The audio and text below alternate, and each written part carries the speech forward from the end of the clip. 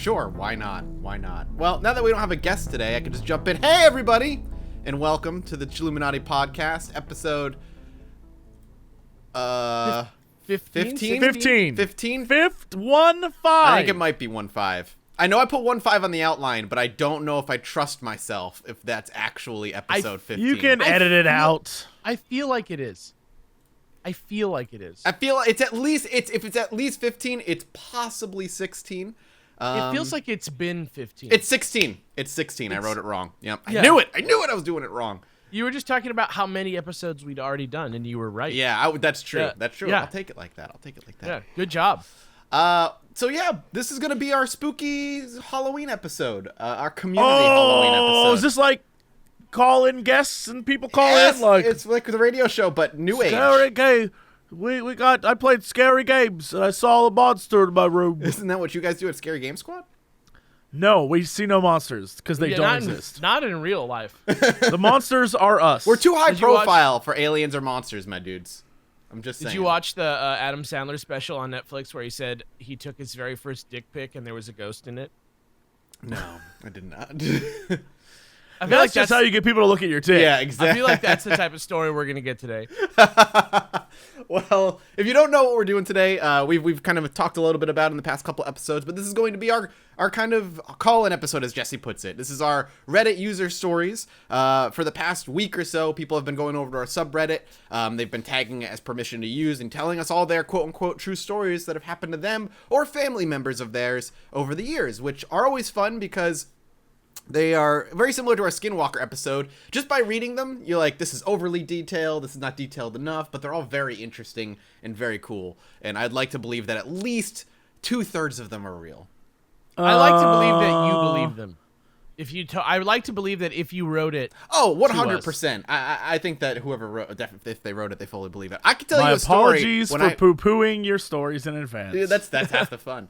When I was like 15 years old, a quick math story. I woke up in the out of nowhere from sleep. I turned over and straight up Jesus Christ was in my room. He was looking at me, and Hell yeah. And I was just so tired. I turned around and I did a quick double take, and he was gone. You were like, I don't have time for this How do right you know? now, Jesus. Hold on. How do you know it was Jesus? Well, all right, let me put it this way. It was the white American representation of what we were led to believe Jesus looks like. Yeah, so why would Jesus show? Like, why? Well, I was half asleep, Jesse. I'm How do you know a not homeless saying that guy it didn't actually sneak happened. into your room? I'm just Jesse, saying, like, in Jesse, the moment, it's easy. I definitely hallucinated. And Jesus, hold on. Jesus came to you. He looked at me everywhere. for like a second. And did nothing. And I He's turned around. everywhere. No, It's so I did fun. one of these. I was facing the wall. I was really I woke up out of nowhere. I turned over to get comfy again. There he was. I turned back over, double taked. I was like, wait, what the hell? And then he was gone. No, You're like, that I don't wasn't have time Jesus. for you, Jesus. Wait, Jesus. Yeah, that's what I was like. Oh, that's weird. Wait a minute. But again, That were no Jesus. Jesus would have been like, Mathis, I watched you. Father? I watched you Mathis. masturbate, and I'm not okay with it. No, I just couldn't help it. I bless you with hair on your palm. I was forever. just- Now you have hairy palms. You don't understand how hot the StarCraft Battle.net roleplay rooms can be. I suffered for your sins, Mathis. But the point is, at the time, for a moment, I was like, that definitely happened, and then I, realized I was half asleep. So fully believe that these people believe it. So Did you hear the good news that if we make a joke like that, we're not criminals in Ireland anymore?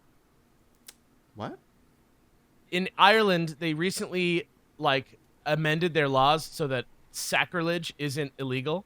Because Stephen Fry got in trouble for making a joke about God on TV. Oh, okay, I get you. Yeah. Well, now we're not criminals in Ireland. Thank you, Ireland. Yeah. We appreciate that. Yeah, hey, you know what? You know who else is not a criminal?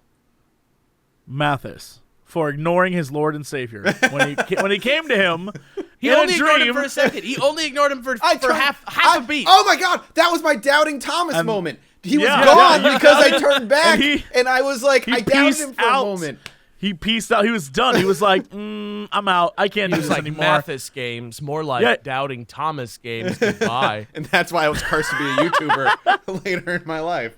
He played Yeah, the which is AOL some sort of purgatory log-off. hell. Yeah.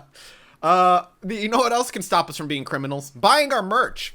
So Oh my God, yeah. We won't have to resort to stealing or killing. exactly. So hey, we I'll have still new do it. merch. we've been talking about it for a while. We now got hats, which are, I love the hats. They're dope as hell. If you put that hat on, you look like you are, like you feel more baller. Like you feel like you can do more. You feel like you're part of a club that sort of runs the world. Right. Yeah, it's Right. a confidence move, but it's also just into relaxing. Like it's like a relaxing club that runs the world in the background. Right. And people will see you and acknowledge your power and influence. Yeah. And we will right. acknowledge your money. And then you'll get into clubs and things. People will be Right. like, "Oh my, are you part of an elite cabal that's very relaxed but also controls the monetary systems of the world?" Why? Yes. And the answer thanks is for yes. asking. Thank you. They'll be I able did to give 'em a look little at pound. and underneath your brim of your snapback to tell what club exactly that you're a member of. You're so You looked chill, it you up. don't even have to say it. You can just show it. Yeah, and you can put our sticker on your freaking laptop now to cover the Apple symbol. Hell yeah. If you're shooting a comedy on TV and you don't want to associate yourself with the Apple brand, just slap that Chilluminati sticker right on there. If you need to indicate and show without telling that your character is into the occult, that pyramid with the eye over it is a perfect prop to get in your show. If you're filming, let's say, the next Spider-Man movie, and there's a nerdy character who has a computer, and you want to put, like, internet meme stuff on his computer, might I suggest the Chilluminati logo? Also, if you're in the Spider-Man movie and want to be a guest on the podcast, let me know. Yeah, That'd be No. if you're in the I don't wanna Spider-Man hear about movie Matthew- and you want to leak important details about the next Avengers film, please come onto our podcast. I don't want Matthew Lillard or whoever the hell that guy is who's in the guy movie. who played Shaggy and the guy from the Wing Commander movie. Oh my god, the Wing Commander movie. Yeah. The only Who is scene it? I remember Matthew from that Holland? movie is when they all go into hyperspace and they all jump and they all freeze in hyperspace while they're like traveling at the fastest speed of light because it's like the thing you do, I guess. TV style. Yeah, and then they that movie was awful. Well, whatever. Matthew Holland. Whoever is the Ewan actor. Matthews. Yeah, no, it was Matthew Lillard. I don't The want guy him from coming on Scream. telling about how he saw Jesus too, and everyone's seeing Jesus but me, and I don't like it. You're just, I've never seen Jesus, if we're being real. I haven't seen him. I mean, What? I've ate him before. I've ate a little bit of him and drank drank some of his blood a little bit. Yeah. I used to. I've never seen the whole As Jesus. an altar boy, I was an altar boy. They used to have the unblessed Eucharist in the back in like plastic tubs, and I would just grab handfuls. And When stuff. it's still Whoa. bread. When it's still bread, though. You're Yeah, not when just, it's still like, bread, not when shoveling I'm just like blessing handfuls it. of our Lord's Though I'd be flesh, lying yeah. if I didn't like every once in a while, pretend. Are you a Jesus glutton? I guess that's my I'm a problem. glutton for Jesus. All right. It gets complicated when you have to look at the Eucharist, man. Yeah. When you have to look at it as food, that's when it gets complicated. Yeah, but it's great. All right, let's talk about some Reddit stories before we lose ourselves any further into our own nonsense. Holy sugar wafers minus the sugar? You don't want to talk about that anymore? No, I don't. I think I'm done. So, all of these stories come from Reddit users that have given us permission again to tell their stories. And I'm so excited for this. We're gonna start with one that is a little simple. It's one that can be scary because it could be an actual person and not like a ghost or something. And I think that's the kind of shit that can scare me the most. So this Like is a home invader? Yeah, yeah, no doubt. exactly. So this is from a Reddit user called Mearyx, Mearyx. It's and it starts when his dad was telling him stories about his college days.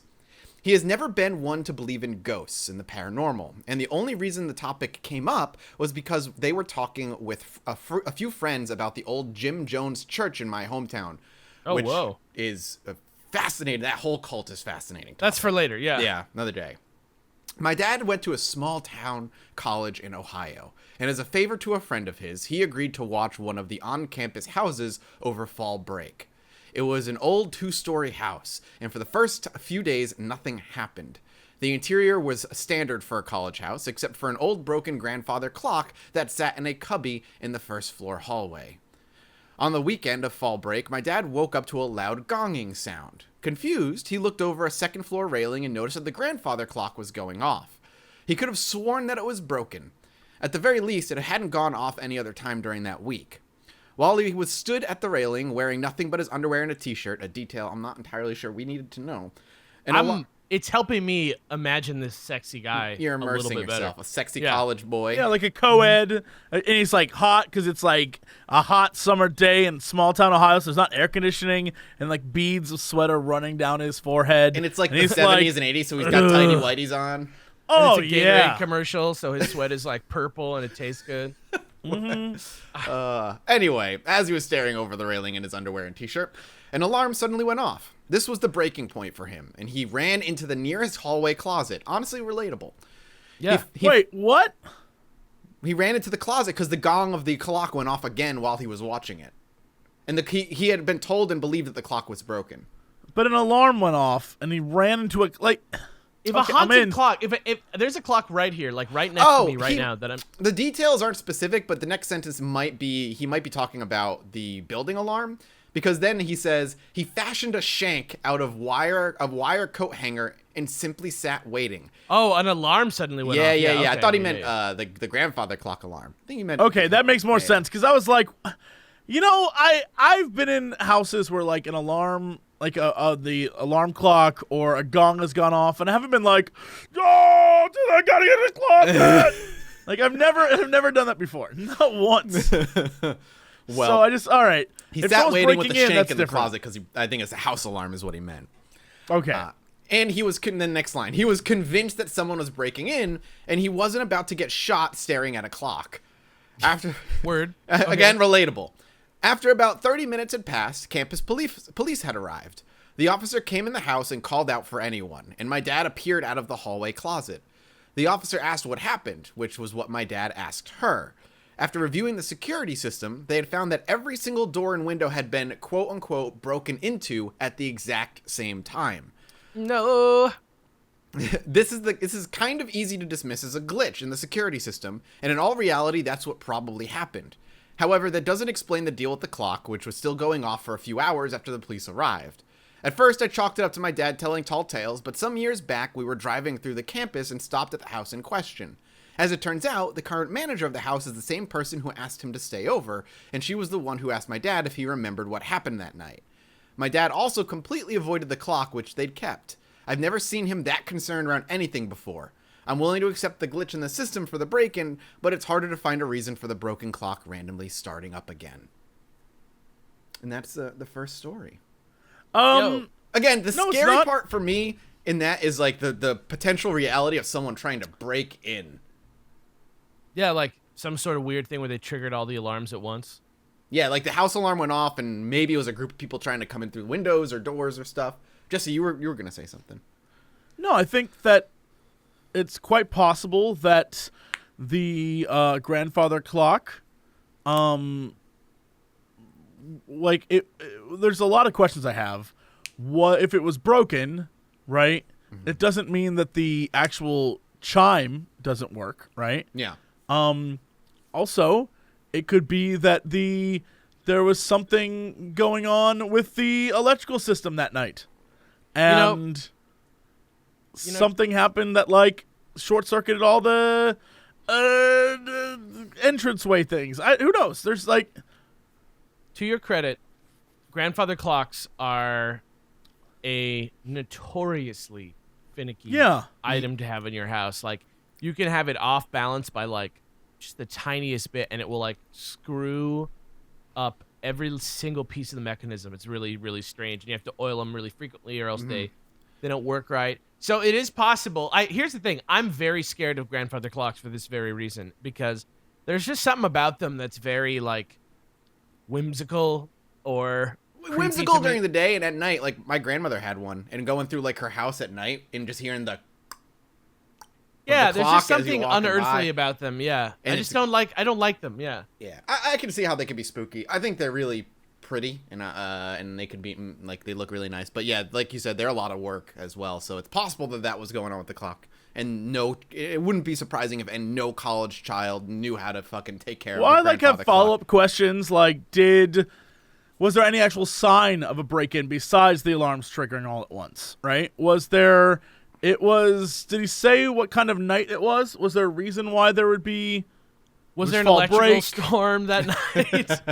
What you see is what you got for the story. That's the details we have. It was a fall break, and he was just there by himself, which is already kind of scary. Yeah. I have questions why anyone who was watching, who was assigned to watch a house, would then assign someone else to watch a house.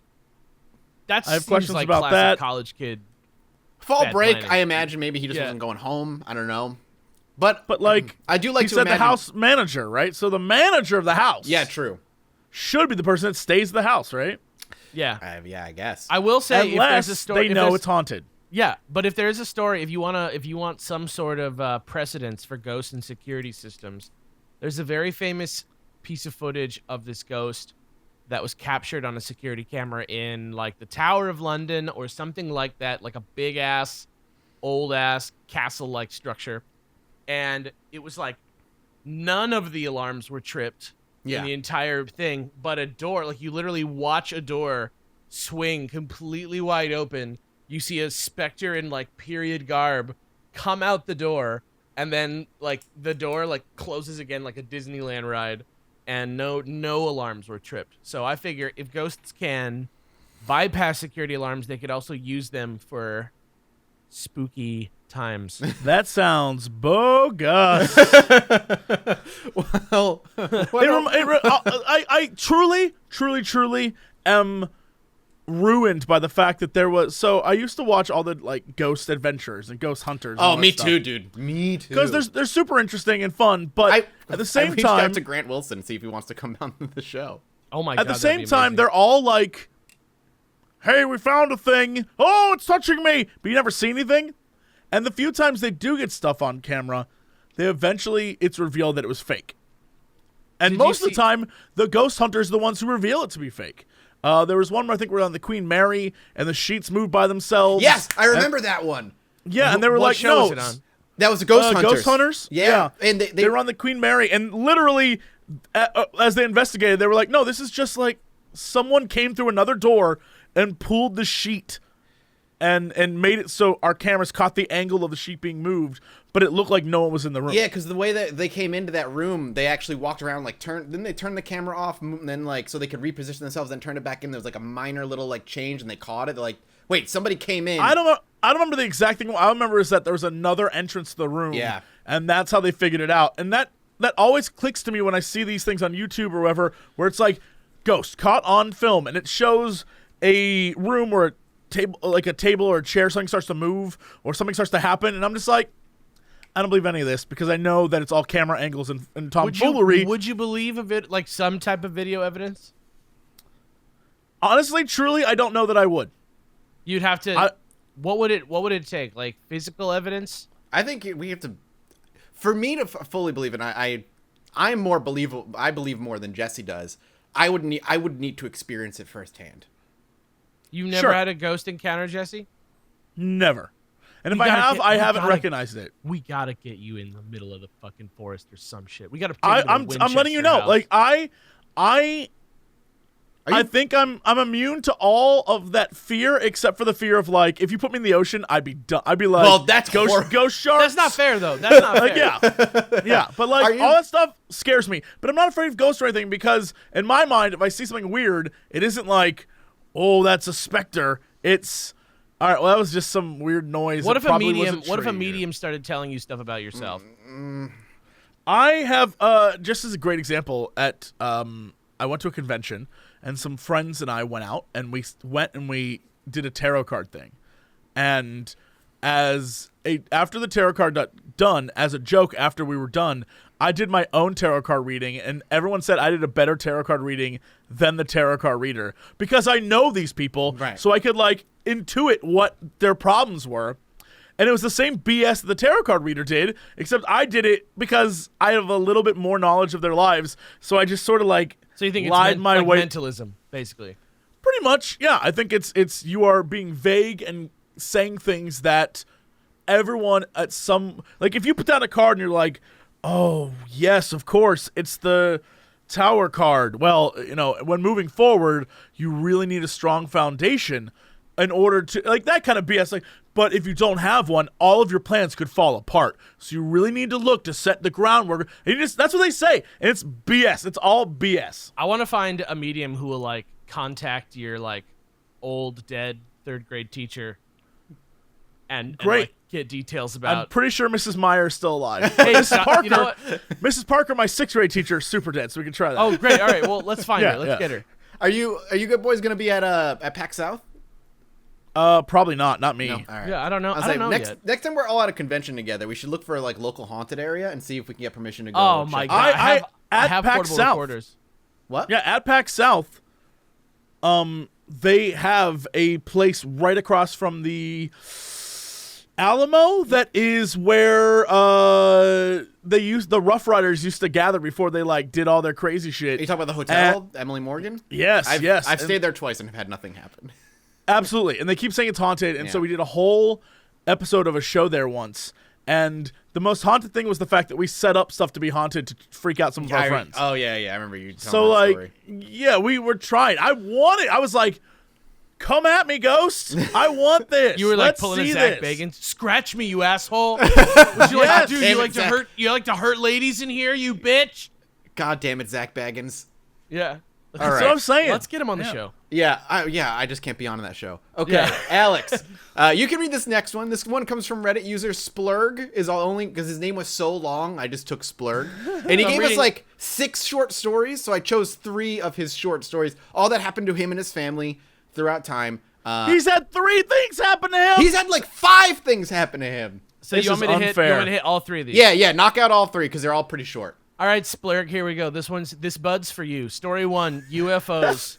So me and my family live in Fulton County, Ohio, what is going on with Ohio? Like, half the people that I've talked to about this show are from Ohio. Well, and Jesse. Because think about it. Things happen if we're talking aliens. If aliens are going to abduct people, they're going to abduct people from states where nobody important lives.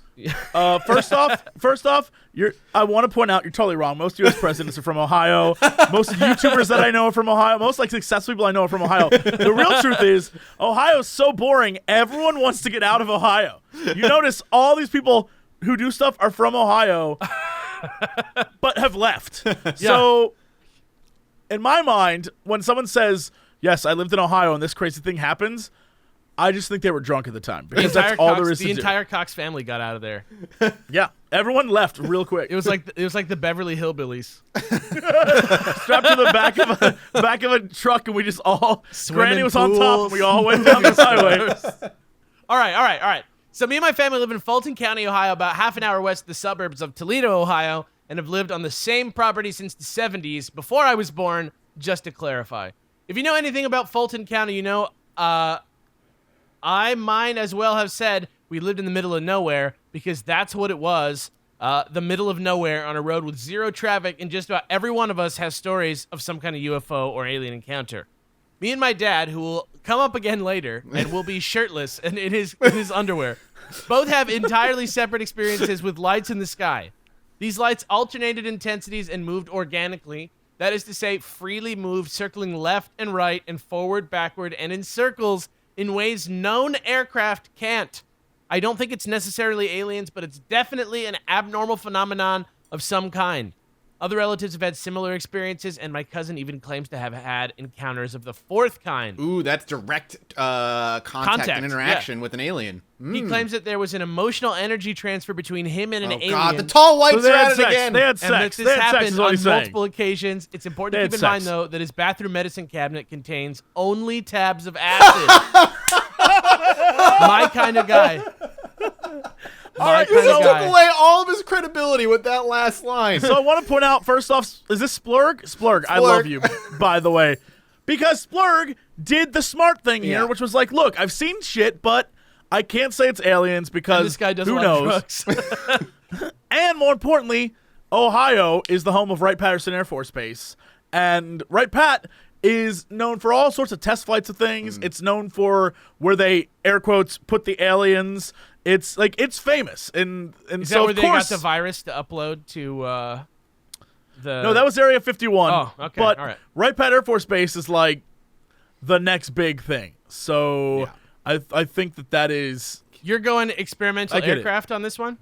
Yeah, I think that's possible. Oh yeah, I think freely moving objects are they're correct. They're UFOs because they're unidentified flying objects. But there's that saying that like whatever technology we know we have, the military is about 10 years ahead of us. Yeah. In private stuff. So having aircraft that can just move in random directions, I guarantee that they've been testing that kind of thing for a long time. Yeah. The stealth Also, bomber granted- was around in the 70s. Hell. Yeah, exactly. Granted, Exactly. a drone not that far away looks like a big Yeah, aircraft also very true. far away. Yeah.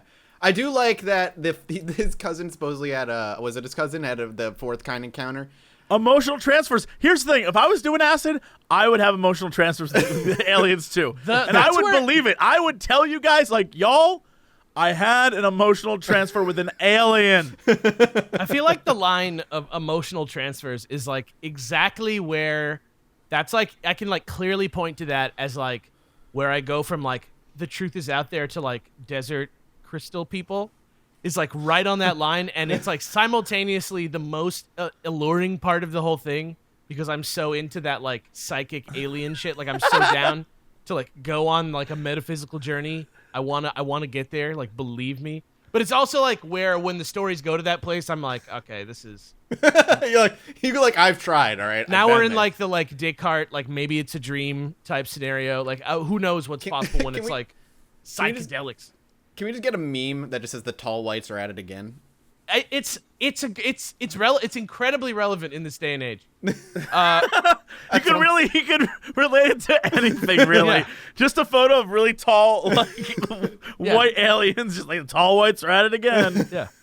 All right. All right. Story 2. Story Take number it away. 2, haunted house. Here we go. Splurg's haunted house. Here we go. So my mom and dad divorced. Sorry about that. My dad remarried. Yay. And then him and my stepmom did the next logical step and moved into a haunted house. Big yay. Hell yes. All right. That I added some editorial commentary to that sentence. My dad was really into this stuff at the time, and if you told him the house was haunted, that would have been a selling point more than a hindrance. I think I want to hang out with your dad. Right? They lived I in do this too. Yeah, they lived in this house for 3 years, and I stayed there every other weekend between the ages of 6 and 8, along with my step siblings. Great. Sounds hellish.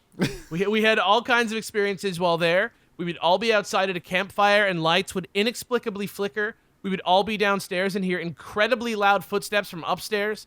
Crazier things would happen to, like, we'd see faces and even hear voices. I don't know if someone had for sure died there or not, but I guarantee you that my dad almost definitely had researched it. There were bullet holes in the walls, so something definitely happens there.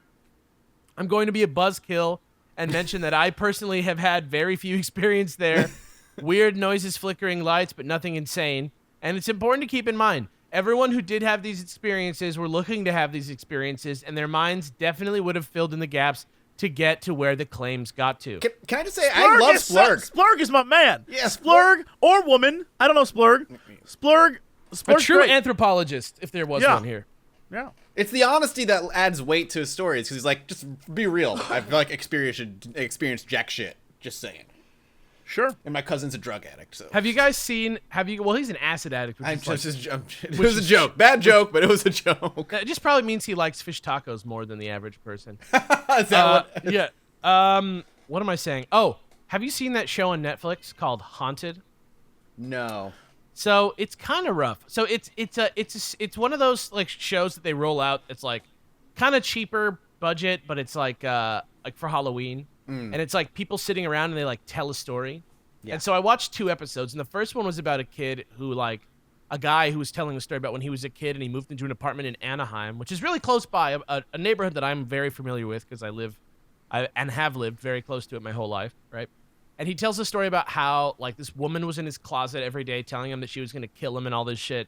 And then, like, the day he moved out and he was, like, having psychotic breaks and shit, he finds out that, like, everybody knew and that there was, like, a woman who, like, murdered her kids who, like, lived in that apartment, right? And, like, the story is, like, him telling the story and there's reenactments. But, like, the room where he's telling the story, it's, like, not just him. It's, like, his family and loved ones surrounding him and he's, like, crying.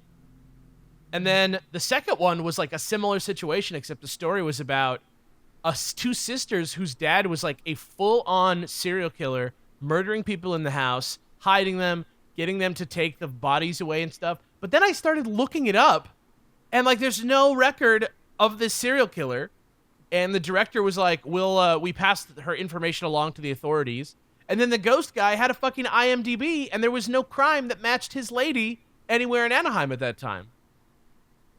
Isn't that messed up?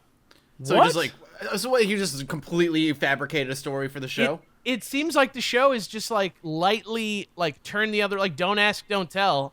Are these stories real?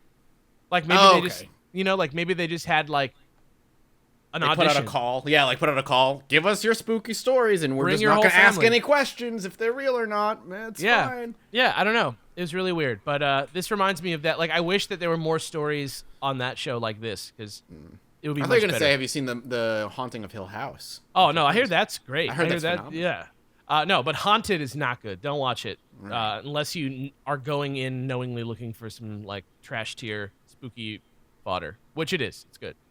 The reenactments are kind of scary. All right, story 3, Splurg, vampires. So, quick update on the region. Toledo, Ohio is unfortunately always in the top 4 or 5 cities for sex slavery. Damn. I had been put into a situation where a cop drunkenly confessed something bizarre to me. What?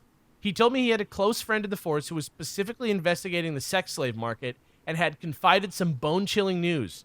They weren't actually being sold as sex slaves, but rather were being sold as cattle for vampires.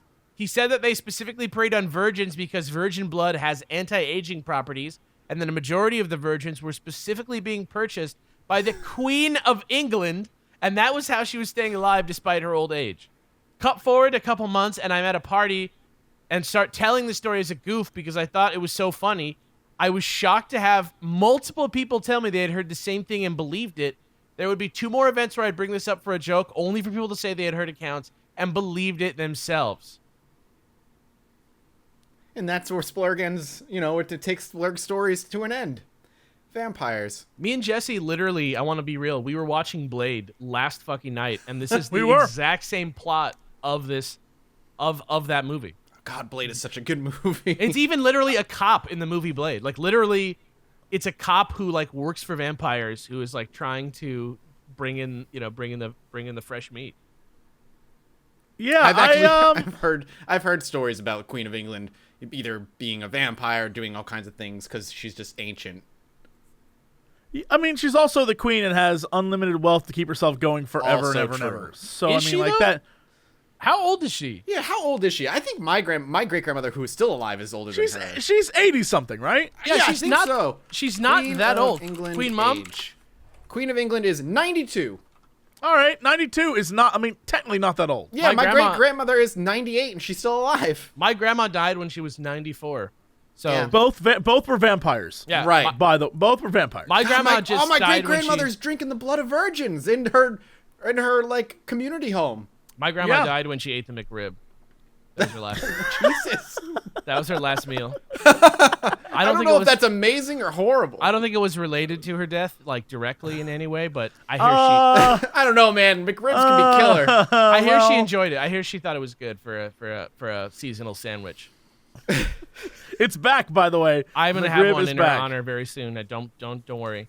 It's Maybe like even a zombie brought back from the dead. Here's the thing. I think that the idea of vampire cattle is like chilling, but at the end of the day, be it sex slave or vampire cattle, it's so sad that Toledo, Ohio is so high in like the slavery of anything category. I'm Yeah. pretty behind you on that. Yeah. Oh, for 100%. Ugh. So I guess go cops, stop sex slaves and or vampire cattle. I guess it doesn't matter particularly. Just stop the horrible actions, no matter Yeah, what they either are. way, it sounds terrible. So put an end to that. Yeah, and just for safeties, if you are listening, Queen Mom, please, ignore the haters unless you really are a vampire. In which case, I can't believe it. To be honest, I can't believe it. She's gonna show up at your apartment like, You're like, I'm definitely not a virgin. Oh. "Hello, Alex, it's me, the Queen Mom." Doubtfire. It was a drive-by fruiting. Oh, hello. And then she'll be like, and then you're done. Right. All right, this next one comes from Reddit user Haunt789. Jesse, you're welcome to read this one. Oh, I get to read one? Unless Oh you don't my have God, the I'm outline so up, I'll excited. read it. I got this. All right. This is in quotations. Oh, that's just, don't worry about it. all right. I thought the first part was in quotations, so I was like, oh, this is going to be good. Don't worry Okay. about it. I first want to say I've been a long-time fan of you guys, long before the Chilluminati podcast. You're some seriously funny guys, and I'm a huge See fan. why I left that in? That was, Aw, look at that. That's why I was Fluff us a laughing, because little it was in quotes. I was like, I don't know that I believe this. I just recently started listening to your podcast, and I've been thinking about sharing my stories with you. I thought I might as well, and here they are. These are just separate experiences that took place with years in between each one. One of the earliest paranormal encounters I can remember is when I was very young, probably a toddler. You can remember being a toddler? Wow. The memory is short, but it's just a few seconds I clearly remember. I'm standing in my living room, and I turn my head to look to the right, and there is Jesus Christ. But I ignored it, turned back. First of all, hold on. I was like, wait a minute. No, I turned my head to look to the right. Next to me is a shadow figure about my height standing next to me, and I remember that it was my friend. That's all I have for that memory. That's pretty What creepy. does that mean? No, I don't know. It would be weird to have a childhood memory of like something paranormal that you don't really remember. Because I have plenty of childhood memories. Like I know this guy Rob that my dad is friends with, who like, I don't know what the deal was. Maybe he was drinking heavily or something like that. But he's one of those guys who like sometimes his face turns like fucking red as fuck. And Yeah. I remember like a memory from when I was like 3 years old of like coming around the corner in a big wheel and he was like smiling at me and it like scared the shit out of me. I don't know the context of it. I don't know anything else about it, but I like remember it. I don't even know if it was real. So that's why I give credence to these stories of like young memories because they really do. But this freak me out a memory little bit. is like creepy in the fact that next to me was a shadow figure about my height standing next to me. I remember that it was my friend. That's all I have for the memory. That could be What an alien does that abduction. mean? My mom used I to talk to remember ghosts it was when my she was a kid. friend. Yeah. My mom used to talk to ghosts when she was a kid in her house. I don't know if I've told this story before on here. I probably have, but like her sisters were a lot older than her, like 15 or 16 years older, and so they were all like almost adults when she was still a kid. And they have all these stories of her like leaving the house and like putting her stuffed animals up off the floor and being like, "Don't get it, ghosts," and like stuff like that. That's actually that reminds me of a story my grandmother told me, but we'll get to that later on. Yeah, Continue, my mom Jesse. claimed to see a ghost when she was in college, but I feel like she was just high, so whatever. My second one happened a few years ago, back when I was in high school. I'm 22 now. I was sitting at my computer desk in my room. I'll try to explain the layout of where my room is. At the top of the staircase in my house, immediately to your right, is the door to my room. You did a great job of explaining it. I just want to say. Yeah. Directly across from that door is my parents' room. My computer desk was next to my door, and I sat facing to where I could see out my door to the right and see the door across the tiny hall. I was home alone, playing, I think, World of Warcraft. Relatable. My door is open, and so is the door to my parents' room. For whatever reason, though, in the middle of playing, I must have caught something in the corner of my eye to my right where my open door was, because I turned my head quickly in that direction.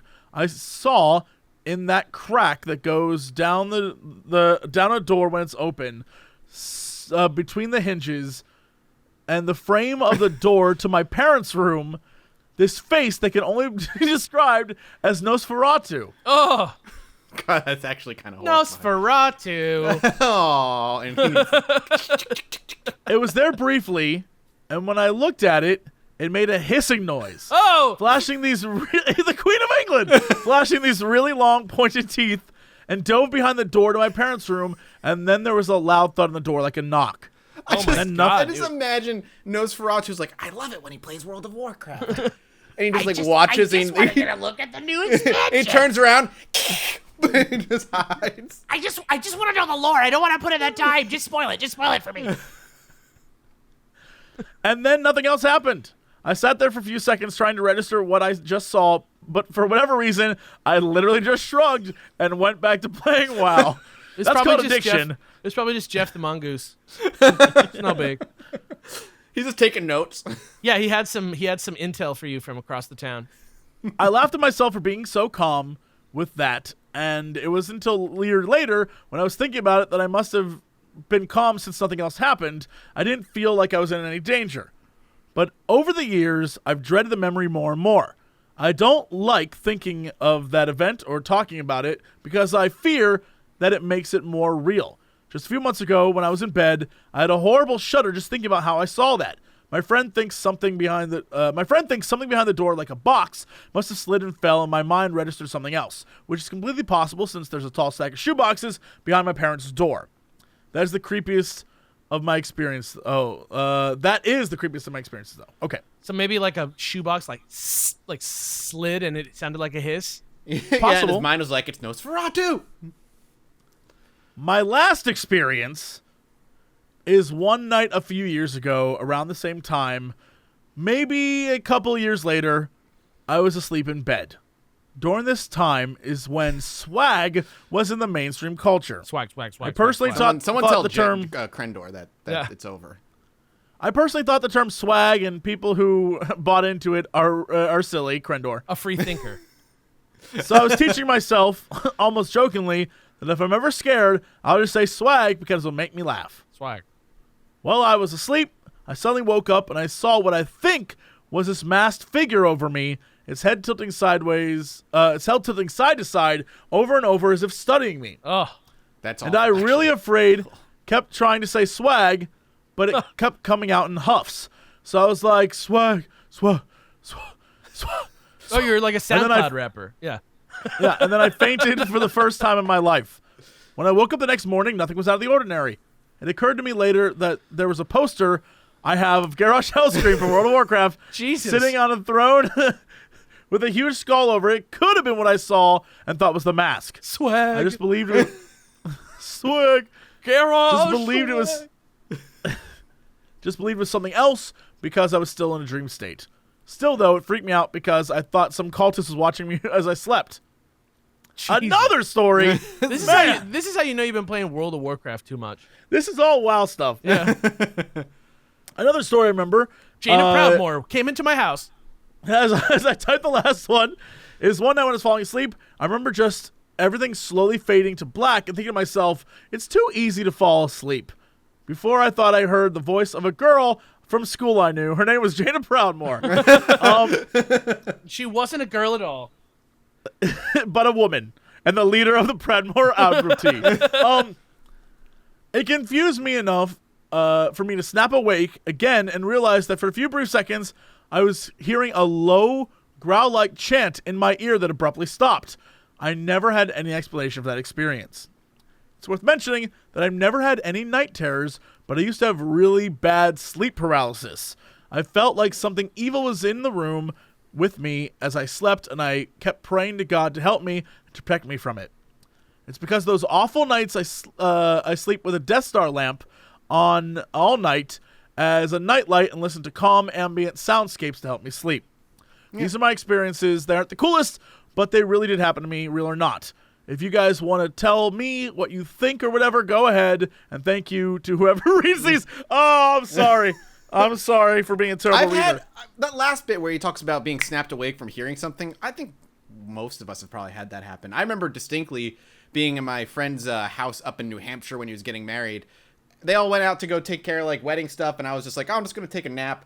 And I was like dozing off, and I was almost asleep, and I remember snapping awake because I heard what sounded like my friend's fiance at the time call my name. And I like shot up, and I was like, hello, and I like walked around the house, nobody was there. But that's just your brain is like slipping into a sleep state. Yeah, I've had that too. If you don't hear anything, if it's like too quiet, your brain, it's the same thing like when you know that thing that they say where you cover your eyeballs with halves of a ping pong ball, and then you like turn on like white noise, and it like you start to hallucinate after a few minutes because you're like closing out any external stimulus. There's a similar thing for if it's too quiet. I'm sorry, what? I've never heard that, but Really? Okay, so Yeah. so this is if I'm you're sorry, trying to trip, what? if you're trying to like go there and like have some kind of really crazy dissociative psychedelic experiences, just cut a ping pong ball in half and tape it over your eyeballs, and then turn on white noise loud and put it over your ears. And the fact it's like going into a sensory deprivation tank, and you just start to hallucinate. And the same thing happens. yo, are you serious? Yeah, and it's the Wait, same thing. what do you so hallucinate? mad. Whoa, wait, what? What do you look? All you hear is like. No, but And then it's because you're removing any actual stimulus. Your brain just is like, fuck, nothing's happening. Put some shit in there, and it like There's- makes you fucking go insane. I've watched before letting Jesse go on his rant. I'm very happy you told me this because I never thought to research it. But I've watched, I watch a lot of spooky stuff on YouTube when I can. One of the things that people like to do is they do like Ouija board stuff. Yeah. And they'll be trying to talk to a demon in the house, and they'll take one of the people who's on the Ouija board, and they will put like sound canceling headphones on. They'll tape ping pong balls over his eyes. They make sure that he can't see or hear anything, so that the demon has like a blank slate to use. He's just hallucinating. Yeah, you're just doing like sensory deprivation, and your brain is like it's visceral. Like it's not like baby mode. It's like visceral hallucinations. Like it's crazy to do it. Not that I've ever done anything like that. Just kidding. I have. It's weird. I'd probably want to try it too, just because it sounds interesting. Do it with horrifying. somebody. Just do it with somebody near you, because it's. Oh, I would never do it by myself. It's pretty crazy. But that explains like the demon possession when they do shit like that. Yeah, but it's also the same thing if you don't hear anything. Like if you're in like a forest or somewhere where it's just like no sound, your ears, like I'm sure you've done it before, where you're just sitting alone and you start to hear like, whoa, like you're like kind of hearing like almost like, is this what schizophrenic voices sound like? You're hearing like people talking. That's your ears doing the same thing. Whoa, this is a thing.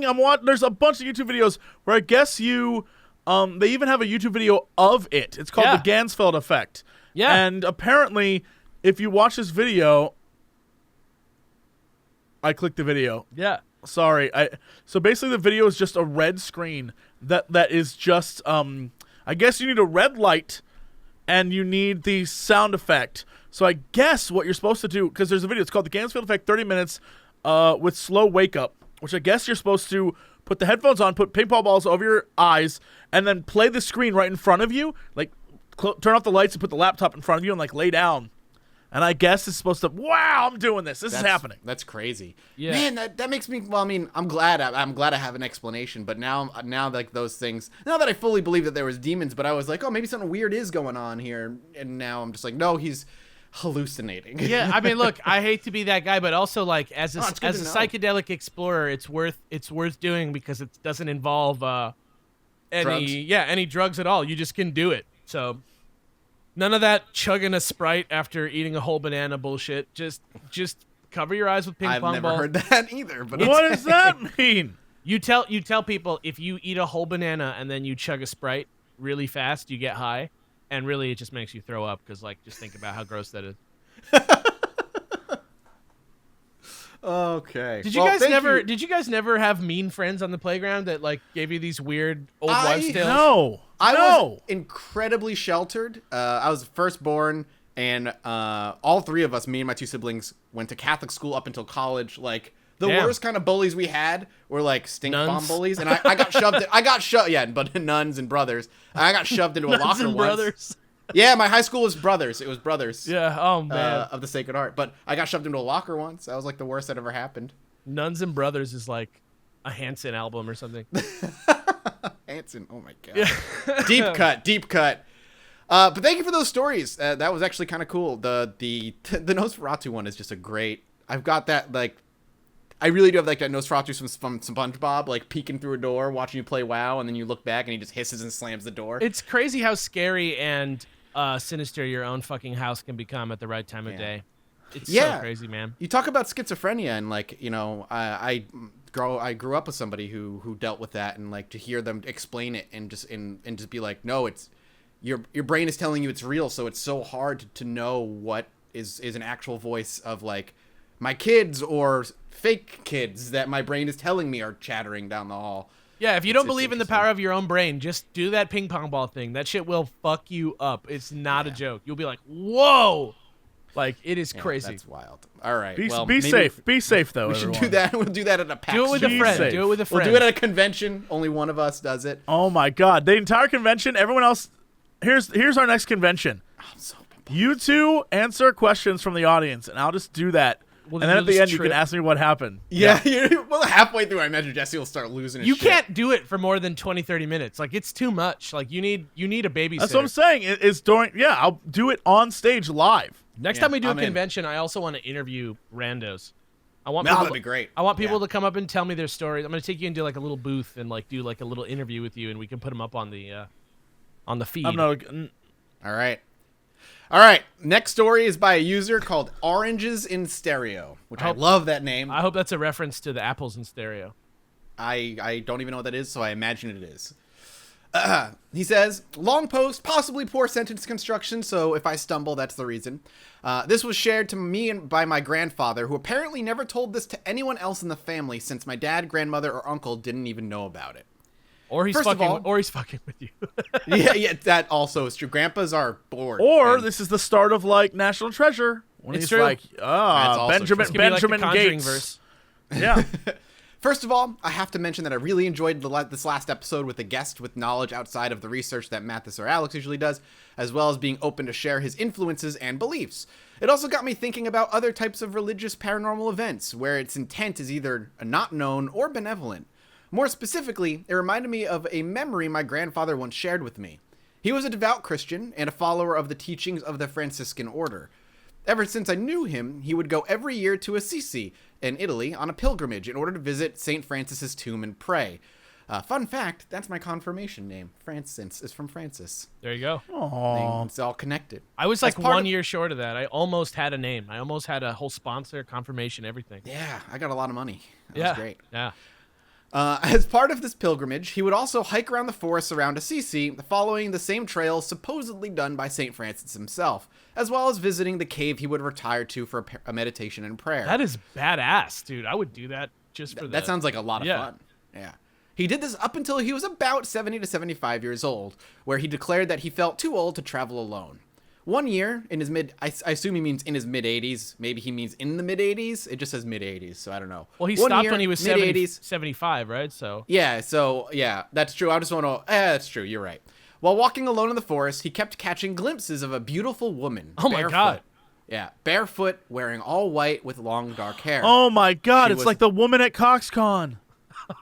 Or The- la- the like Oh, beautiful woman who disappeared. Yes, What? at CoxCon. Oh my What? God! The last day at CoxCon. It might have been the fact that we had a night of heavy drinking. I don't know I don't what think it so. was. I don't think so. It was unbelievable. What But happened? there What? was a woman who appeared. She like got out of a cab, but like I don't know that anyone saw her. But she was the most beautiful woman I've ever seen. But I only saw like a split microsecond glance of her face and never saw the rest of it. I have no idea what her It was her face definitely looks like. a pretty like surreal experience of seeing this person. I in that moment, I in don't that think yet. moment, I think like I found truly an angel. And then she like vanished. She up and vanished. Yeah, we all Was saw she her. part of the con? Was she like walking into the convention? No, she was just there. She was in Telford going somewhere and vanished. And I don't know what happened to her, but I was like, guys, did anyone else see her?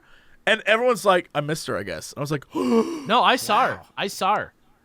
It was stunning. It was an like angel. it felt bizarre. It felt bizarre to see That's cool, somebody man. like that. Yeah. See, those are the little moments that you can never like really dismiss fully. Yeah. But me, I was like, oh, it's La Llorona. Oh!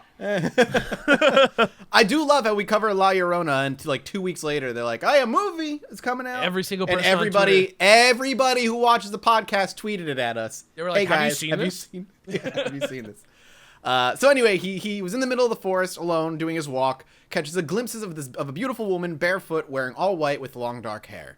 He tried reaching her, but she seemed to disappear every time she turned a corner, eventually reappearing further down the road.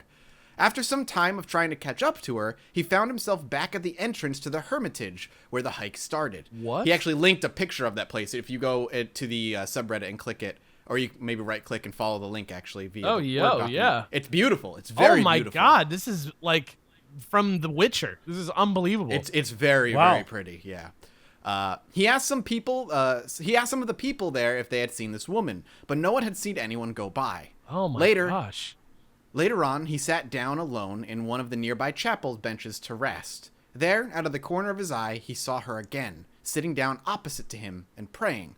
I think this is the one from his description. So he links what he thinks is the chapel that he was at. He decided to approach her. She opened her eyes and put her hands out as if she was asking him to stop moving. Then she gestured him to be quiet and invited him to sit down next to her and join her in prayer, which he did.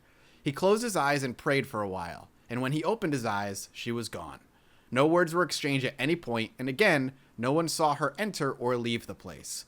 This whole experience left him feeling a bit anxious, and the next day he decided to go to confession. No one would believe him, so he might as well try to get it off his mind by telling his story to someone who wouldn't judge him afterwards, other than telling him to pray. Can I just say this is the most romantic character that I've ever Right? Yeah, it's like invested in a story from like a fan mail. This is unbelievable. Like an old like religious Italian man who's like on his journey and sees like a beautiful woman at a shrine. Right, yeah, man. It's a very, like you said, and it kind of feels like you can see it happening in The Witcher or something. Yeah, really go look at the. And then The Witcher shows up and he's like, "It's a typical whatever. I Just gotta kills go it. get my oils and murder her ass, but that's all right." But if I'm not religious at all, but the pictures that they send, like I would walk that any day. That's It amazing. looks beautiful. Anyway, when he finished his confession, the priest said, "So you saw her too?" This left my grandfather beyond confused. The priest clarified, "She's Lady Poverty, who promised Saint Francis to look after him for all eternity. Travelers who come here alone sometimes see her, and she asks them to pray with her." Oh my True or not, my grandfather felt relieved with this explanation and addressed to the whole experience to a sort of miracle. That is insane.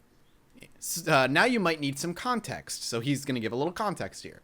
Saint Francis of Assisi was a 12th century preacher who abandoned his wealth for a life of poverty in order to better serve God. In some records about the saint, poverty was personified as Lady Poverty, and Saint Francis was described as being married to her, in quotes, eternally dedicating their life to each other. At the time, I was fascinated by his experience and dedicated some time into researching about these stories. However, what I found was that they were written well after St. Francis's death and are very thinly veiled criticisms to the church at the time. Lady Greed also shows up and is depicted as poverty's rival, mirroring the divide caused by the Franciscans in the Catholic Church, since their humble approach was a radical breakaway from the more traditional amass wealth for God. In the context of faith and religion, it makes sense why the priest and my grandfather associated this woman with Lady Poverty, but clearly these were posthumously added to St. Francis's lore.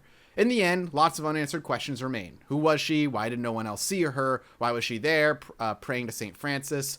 The cynic in me wants to say that this was actually his way of saying that he cheated on my grandmother, which would explain the anxiety, the confession on the next day, and none of the other family members knowing about it. However, he was always extremely loyal and was not the type to have that kind of behavior. Bonus, I also had sort of a paranormal event with the death of my grandmother, the same one in 2010. Grandfather, same one in 2010, where I dreamed I was at his funeral. That day, my parents woke me up to give me the news that he had died. It's likely that I wasn't in a fully deep sleep state when my parents got the news, and maybe I overheard them talk about his death, which got me to dream about it. But it was still a very unsettling experience. Wow. You know, I had a similar thing when my grandpa died. He died a lot earlier. I was younger, but when my dad came home from work to like tell me the news, I like knew he was going to tell me that for some reason. Yeah, my mom actually had an experience when my grandmother died. I was 8. And my grandmother died really young. She was only 52. And after she died, for like days later, my whole family in the kitchen, we could smell my grandmother's favorite perfume that she would wear constantly. And it would always linger. And I remember being in the kitchen at one point, and my mom was doing the dishes. She just turned back to my dad, and she goes, "Do you smell that?" And then my dad took a smell. He's like, "Yeah, it smells like, mom's perfume." And my mom was like, "Yeah, I smell that too." And that was like the extent of it. No, nothing moved, no visions or anything like that. But I've had weird little experiences, kind of like that too. Did I tell the story of my friend's Italian grandmother who died on here before? Please. Where I don't think I've heard that. I'm not gonna give his name, but like a friend of mine was like, his grandmother was like the family matriarch. Like when she died, everybody was ready for her to die. She was ready to die. It was kind of beautiful, It was sad because she's the leader of the family dying, but everybody was there. She was surrounded by her family in her bed. Everything happened, and she died like pretty peacefully, and it was beautiful and like excellent and like exactly what everybody needed from it. And then about 20 seconds later, she shot back up. Oh my God! From death and was like, "Ah!" and then died again. Oh my God! That's horrifying. It scared the shit out of everyone. Apparently, it happens sometimes, but. Like your brain's all neurons firing like one last time. Yeah, I think so. But can you fucking imagine that shit? Oh God, no. That's nothing like this beautiful story of this man's grandfather. I'm not gonna lie. I'd do that on purpose. If you were dying, fake you'd- your I'd gather everyone around, and I'd be like, "It's my time to go, and I want you all to know that I love you." And then I close my eyes, and I go limp, and I'd wait. I count like 20, 19, 18. I'd be like, "Your mother sucks dicks in and like crazy Everybody shit. would be like, ah! And then you just die. Yeah, I'd really get him. I'd be like, "Ah, gotcha, bitches," and then I'd die. And then you have I'd be to keep my "And now I'm skeleton. dead." My God. Yeah. Okay, next story is by Mary. We're gonna let Jesse read this one just because of the first sentence of it. Oh my gosh. Okay. Mary X. Before I begin, it is worth knowing that I always agree with Jesse on the topics covered in the podcast. I always Stereotypically- agree with Jesse. Jesse's the best. I see nothing wrong with this so far. Okay. Stereotypically, I'm a sciences student at university, and I can't buy into the paranormal without concrete evidence. I do enjoy the idea of it, though. However, the one thing I cannot explain is the multiple times that I've seen the future in dreams. I love how far into the paranormal it goes immediately. It's like I agree with Jesse. Nothing is real. Give me that evidence. I've seen the future in dreams multiple times. This has happened several times throughout my life, even as recent as a few months ago, but was most frequent when I was younger than 10-ish. The way it would work is I would have a dream, usually about something mundane, and think nothing of it afterwards. An indeterminate amount of time later, weeks or months, I would suddenly realize I was experiencing the dream I had previously, but now in real life. I'm 20 now. I don't remember the details of a lot of these dreams, just that I remember this happening, which doesn't really help my case, I know, but one time really stands out, and I never forgot it. Before we jump into this is a phenomenon that I know a lot of people have, and there's a scientific name for it. I don't remember what it's called. Deja vu. That's not deja vu. No, this is like because you're in your dream state, you are going through a lot of, like, your mind's coping with a lot of things and you're going through a lot of stuff. It's filing shit away. Right.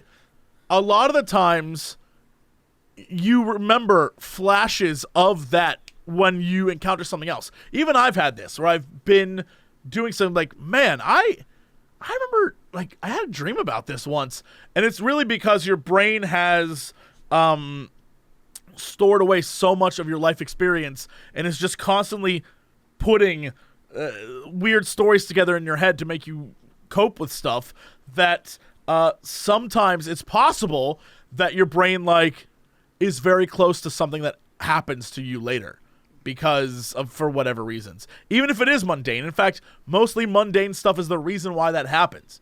It's because it's so mundane. Or we're time about to is get a some flat crazy stuff. circle, and you've experienced it all before, and your brain is just remembering the future that you've experienced countless times in your continued that could be. Of course, that could be it too. Yeah, we are all existing perpetually and forever, but also not existing at the same time. You're absolutely right. Thank you. Perfect. Thank you.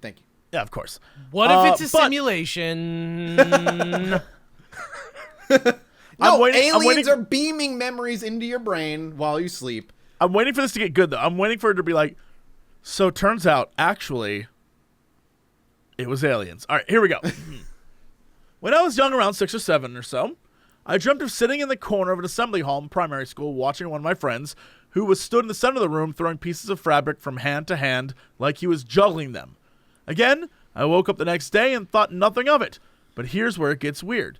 4 years later, I was in my last year of primary school, and some company came to teach us all kinds of stuff like devil sticks, Diablo, a juggling of different things. What the fuck is It's kinda devil weird. sticks in Diablo? Can I we just? don't Can I just? know. Devil sticks are the sticks that, like, you balance the one stick with the 2 other sticks. I know that. Oh my God, I remember that. That's called They're devil sticks. Are you sure? Yeah. That I'm sounds positive. like a religious community renaming something that's not Christian. It's definitely called. I don't know what Diablo is. I mean, that sounds. It's like probably renaming. hopscotch or marbles or patty cake. Sure enough, though, when someone was asked to demonstrate juggling these bits of fabric, I found myself sitting in the corner I dreamt 4 years earlier, watching the same friend stand in the middle of the room juggling. The only thing I remember being different were the colors of the fabrics. I still vividly remember my field of view being exactly the same as the dream, so it was uncanny. I can't explain it. I'd had deja vu before, and this was much stronger because I knew I dreamt it. I dreamt about it years before.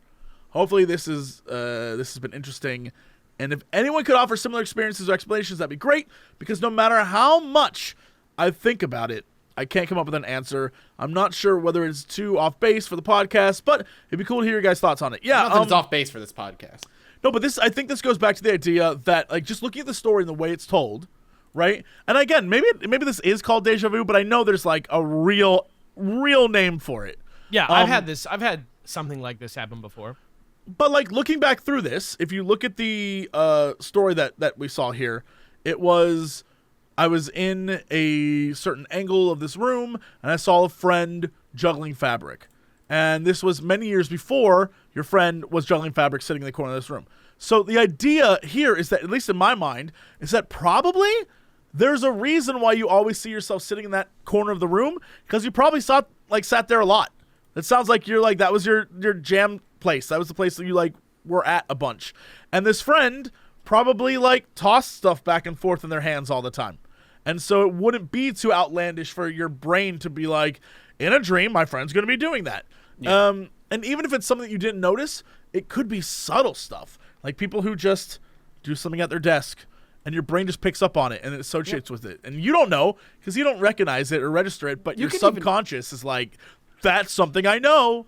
So yeah, and there's even experiences of your brain being able to create memories or adjust memories, and they're just as real to you as they are like an actual memory, because your brain is just that complicated. Like it can just fabricate memories. Do you think it's possible that there's a scientific explanation that allows for the fact that it happened 4 years before, and it appearing in a dream?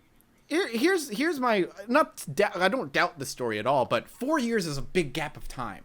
And to vividly remember a dream for 4 years and not adjust or change or become vague enough that you see something similar enough that your memory of the dream immediately adjusts to what you're seeing. There's dreams I still remember, but they're things that could never happen in real life. They're extremely fucked up dreams, but yeah. I don't. Well, I have questions about the order of operations here. Was it that the event happened and then you remembered the dream, or was it that you remembered and then you associated and put it all together, or was it that you remembered the dream? Right, because the story's like, I had a dream and then I just forgot about it for a while and then it happened 4 years later. So to me, it's like, all right, well, how do you know that was the dream? Right, yeah. If it was 4 years is a long time, especially for a dream where dreams are like, you have a dream and then you straight up forget it moments later. And so if that's the case, maybe this is one of those things where you saw it and then we're like, oh my God, I had a dream like this. And then your brain sort of puts pieces together to make the dream that you had before more reality. But it doesn't mean that it's real. The mind is mysterious as shit. But it's definitely scientific stuff. I agree, yeah. This is one of those things that I think it's easy to figure out just using science, but I'm not the person to do it because hell if I know. No, yeah, we just like to speculate, and that's what this is all about. All right, or you are Nostradamus, but only of mundane activities like devil sticks. Exactly. Devil sticks, I'm blown away. Your devil sticks quatrain is one of my favorites. I loved those things when I was a kid. I've never heard of them as devil sticks though. Me either. All right. 2 more stories. They're relatively short. One is called My Dad's Asian Doppelganger, and the other is called Voodoo from My Drunkard Grandmother. And we're going to end with the drunkard grandmother voodoo. And perfect. We're gonna do that better be an Alex story. I'll link it to Alex so he can read it because I'm just yanking them off of the Reddit now as last minute stories here. Because here you go, Alex, in the Zoom chat. Boom. Get ready for that one. All right, I got it. All right. So, My Dad's Asian Doppelganger is what we're going to read. I lost it. My There it is. dad's Okay, Asian this one. doppelganger. Yeah, All right. This one's from Lixie Licious. And she said that she had no idea she needed to give permission. I don't know how it works, but we like to have permission. We just asked. We just asked because Yeah. I don't want there to be a situation where somebody's like, that was a private story that I didn't need 20,000 people to hear. Thank you very much. Exactly. Yeah. All right. Me, and therefore my dad, have a long, hard to pronounce and unique last name. Fasciani. I've never met... Yeah. Yeah, exactly. I've never met anyone else with my last name, which, for the sake of a lot of things, I'm using the pseudonym Johansson, even though it's significantly easier to spell and pronounce, along with it being more common. However, my dad apparently shares the same first and last name with 1 to 3 other people in our town of about 80,000. I've heard my dad say there were as many as 3 others, but I only know about one in great detail due to some of the experiences I've had. First, when me and my family moved into a new house, the neighbors dropped by to say welcome him back. Apparently, Bob Johansson had lived in the same house before us, and people thought he moved back in. Second, when I was in a local comic book shop with my mom, and I talked with the guy at the register about getting something that they didn't have, and they wanted to call me and wanted to call me when they got it. When I gave the guy my last name, he asked, "Is that Asian?" My mother nonchalantly told him it was Norwegian, but I was so weirded out by the question that I asked why. He said that there was a large family of Asians in town with the last name that he'd met before. Now, neither of these stories are super great on their own. It's only when I finally met this guy that I realized how weird this whole thing was. So, some context is needed for this last story. My mom and I had moved out of my dad's since he was verbally abusive. He was also he had a very specific personality. He's incredibly loud and big when he talks. He's charismatic and friendly with strangers. He wears his Christianity on his sleeve. He loves to crack terrible jokes that are bad even for dad jokes. Mostly jokes or lawyers, liberals, or North Dakota. And he has this startlingly loud, slow laugh that everyone makes that makes everyone in the room look in his direction. What happened was me and my mom went to a sushi restaurant at night. It was a little hard to find since the front sign was turned off. In the middle of our meal, the door opened and we heard a loud voice that sounded exactly like my father say, "It took me forever to find this place. Your front sign isn't on." And me and my mom looked over in horror and saw my dad's typical black leather coat and trapper hat he'd wear in the winter. We immediately looked away and covered our faces with our hands, hoping he wouldn't see us as he walked past to talk to the servers and waitresses in the back behind the counter. What the hell? But it wasn't until I looked back at him and noticed that, wait a minute, that's not my dad. He had my dad's face, but it was, for lack of a better term, Asian-y. I pointed out that my... Oh, boy. There's gotta be a better term somewhere. It's It's gotta be a much better way. Probably just Asian of putting is that. better than Yeah, Asian. my dad's Asian. Yeah, exactly. I pointed that out to my mom, and we were both relieved, but kept listening on the conversation going on behind us, catching pieces of conversations that made the whole experiences weirder, funnier, and more memorable. We heard him introduce himself as Bob. We heard him talk about his day at church, and the icing on the cake, we saw and heard him lean in and semi-quietly say, "Hey, do you know what's at the, Hey, do you know what's at the bottom of North Dakota Coke bottle?" Open the other end, followed by a loud, sharp, painful laugh similar to my dad's. What the hell? Part of me does wonder if that was him, but I know it couldn't have been since my dad absolutely would have come up to us and when he noticed us. And this guy did notice us since we were giggling and glancing back at him constantly, and I saw him narrow his eyes at us. I love that type of story because there's nothing overtly necessarily paranormal that needs to happen for it to exist. And it could happen exactly like this, and it's just so weird. I love that. It reminded me a little bit of your weird kind of like doppelganger-ish story or whatever was across the street that you saw. Yeah, you saw somebody. Yeah, where I saw like the couple, and then like it was one person. Mhm, Yeah, freaked me out. Like just weird and strange. And Jesse just looks baffled right now. Yeah, I mean, I have so many questions about this. I would love to know more about this story. I really it's interesting that like someone by the same exact name lived in the house that they moved into, and then like the person that reminds them of their father had again the reason why this to me is shocking because so earlier this year I went to Amsterdam just for a few days, like hang out and meet some friends and just be stupid. And when I was there, the entire trip, everyone acted like they knew me. And the hotel, when I went to breakfast, the guy was like, "Oh, Mr. Cox, welcome back." And I had never been there before. I've never been to this country. I couldn't tell you. And like, "Oh, Mr. Cox, welcome back. It's so nice to have you here." And he like knew about me and started like talking to me. He's like, "So, how long are you here for? Like, have your friends come back with you?" I'm like, "What the hell is going?" I had no clue. And that was every day for breakfast. But the first day, very weird. While walking around with one of my friends, a lot of older people started pointing at me.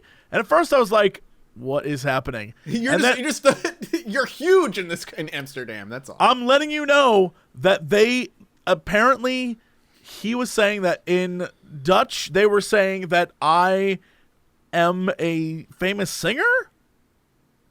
And I've been looking up I don't know who they think I am, but I do not look like any singer. But his last name was Cox too? I have no clue. It was the craziest, trippiest thing that's ever happened to me. I could not figure out what it was. Have you ever seen Andreas Kumert? Who is Andreas Kumers? Andreas Kumert. I'm going to type this to you. He's a singer from Germany. Does he look exactly like Jesse? He really does. He doesn't look no. He doesn't look like insanely like Jesse, but it's like a pretty But it's close enough. It's Yeah. close enough. Oh, damn, yeah. You could grow that beard out like that, and you would look pretty similar. I have to shave my head. You'd have to shave your head. You'd have to grow out just the chin, and then shave everything on the side. Man, that's so funny. I mean, I guess that's possible. I don't know. But it was. I don't know. I so wouldn't weird. I wouldn't mistake you for this guy.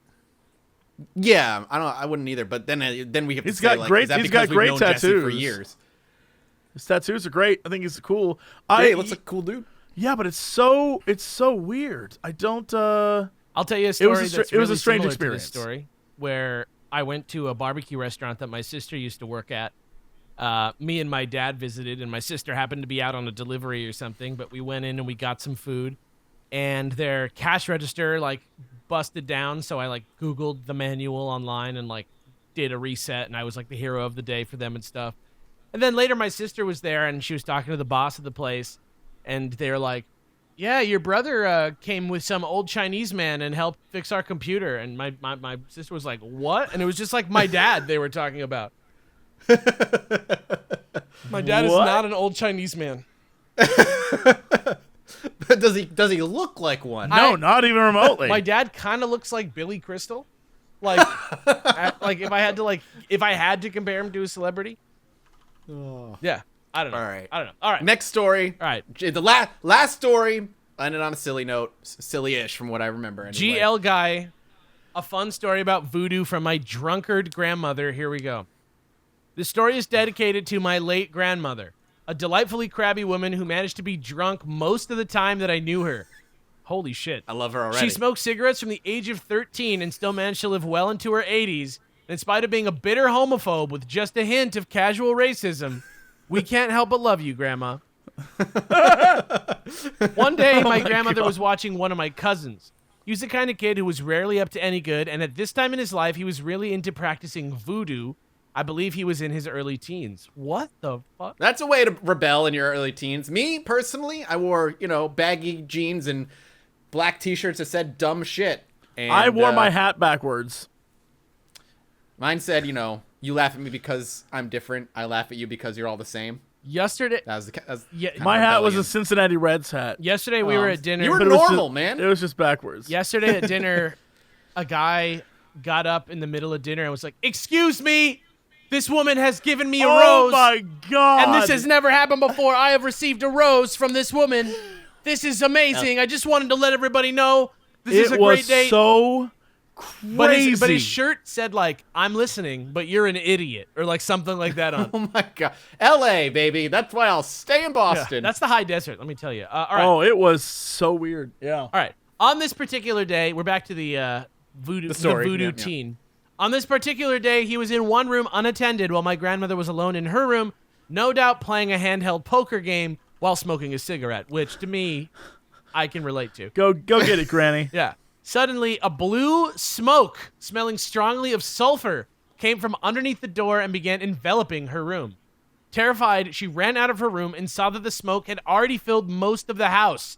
She ran to the room where my cousin was playing and found him passed out on the floor. She then He just started a fire. She then grabbed him and ran out of the house. Hours later, the smoke had subsided, and they re-entered the house to find what appeared to be a large chicken feet stained into the carpet in the hallway and my cousin's room in a pattern that would suggest the owner of the feet had been dancing around the house. Like a chicken had been dancing around the house? Yeah, like a chicken. Yes, like a chicken. My grandmother spent the whole night cleaning the footprints. To this day, no one in my family knows what my cousin was doing alone in that room, and he swore off voodoo completely after this event. My father recounted cleaning the room he stayed in a couple months later as he was helping them move. He said he found a large tar-like chicken footprint burned into the carpet that was impossible to clean. What? The end. What the fuck? Right? That is a fucking insane story, my dude. Granted, like, secondhand from a drunk old lady, but, like, still. Cousin's still alive, though, so he can at least corroborate. And the father saw a footprint in the carpet and tried to clean it. Word. That is a fucking insane story, my God. A chicken, I imagine the chicken was, like, bouncing around like a... It was like the devil's chicken. Yeah, like, it was just like when you, like, attack a chicken too many times in Zelda. In Zelda, yeah. He's just, like, fucking pissed And they off. descend on you, except it's, like, sulfur and smoke. And the powers of Satan. Yeah. Jesse looks baffled. You good? No, I'm looking up like voodoo rituals because I want to know what this would be. I won't mess with. See, I'm that dude that's like, yeah, I need evidence for it to, I need evidence to really believe that it exists, but I won't fuck with any of it. I don't want to do Ouija. I don't want to do voodoo. I do Ouija. I used to do Ouija board, and like everyone, for some reason. I know it's the idiometer effect. I know, but But still. here's the thing that baffles me. When I was a kid, my cousin and I would mess with the Ouija board, and it would be like, you spelled poopy, right? Or it'd be like, yeah, of course. And it never did anything. And at some point, from when I was a child to now, people are like, don't touch it, that's evil. When? Parker Brothers, whoever made that shit. It's not evil. The reason I won't mess with it, and again, the idea is silly, but I just basically, it's a safety precaution. It isn't the idea of like you're talking to a ghost because it's the idiometer effect. It's your subconscious like moving things and whatnot. But it's the idea that you're like openly inviting shit into your house, whether it's communicating with you or not. You are actively saying, I guess the premise is you have to believe that there's shit to openly invite into your house. Of course. And like I said, I don't fully believe, but I don't want to risk it. If there was an angle on this that involved the Chilluminati, would you be willing? Yes. Easy. 100%. I'll do it with you dudes. I won't do it by myself, and I won't do it in my own Next apartment. time you're in town, let's make a video where it's just us doing it. Here's the thing. Nothing's gonna happen. Let's go to the Devil's Gate in Pasadena. We'll go to the like place where the rituals are done. And we'll do a Ouija there. Yeah. You guys got camera equipment? I got a portable audio recorder. Sure. I think the thing is that I don't doubt people do voodoo, and I don't doubt that people think voodoo's effective, but there's no like, it's a spiritual thing that I don't have any evidence for being like, yes, they made a zomboid, and they did this, and they summoned a demon. Have you heard of chaos magic? I mean, I used to play that in Magic the Gathering. Yes. You were talking about this once on the podcast. What was that? Before. Like a black red deck? Is that what that is? We're gonna cover it at one point, and it's something that is impossible to cover because it takes years to study, basically. But it's the idea of like performing rituals, blah blah blah blah. But what chaos magic is just trying to put your mind focused towards one thing. The whole idea underlying chaos magic is your perceived reality and adjusting your perceived reality to make it your actual reality. It's kind of like a metaphysical version of The Secret. Yeah. Literally, yes. You take the idea of The Secret. So like people who do who voodoo or Christian pray or whatnot, a lot of that can people say, oh, that's just you doing putting your mind towards something and making it your reality. Because you're so dead set on making it happening, you just do chaos magic in a way where you pray to a god or you do voodoo on a doll or whatnot. So, I don't want to dismiss it all, but it's interesting that that's a possible explanation. Don't know how to explain the demon chicken feet, but I want to believe. I want to know. I want to see that happen. I want to see the phenomenon. The phenomena. Yeah.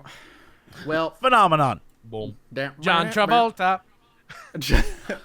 Well, that was a fun episode, boys. I had fun. That was cool. That's our Halloween call-in episode. I'd like to do that once or twice a year. Yeah, I think. I love the stories. A Reddit story thing. Thank you guys, everybody, for the stories. There were so many stories on the subreddit that we just couldn't cover. So if you want to go check it out, obviously go check out the Chilluminati Pod subreddit. There's a lot of great interaction going on there. After this episode, the next episode, we're going to be revisiting the world of true crime for a little bit. So if you're excited for some serial killers, we're going to talk about Jane Toppin.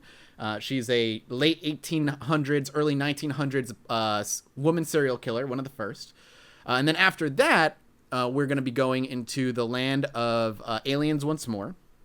And then ghosts after that, which I don't want to spoil. And we've got a couple of volunteer researchers helping out now with the show. So hopefully it'll make it a little easier for us. Is it time to shout them out, or do we? Not well. I mean, I'm happy to shout them out one way or another. But they're specifically helping out in the Jane Toppin episode as their first episode. But that is So we'll make a thing of it. Yeah, exactly. We're going ahead and talk about them in the next episode. But cool. Thank you guys for watching. Again, new merch, hat, stickers, shirts are still for sale.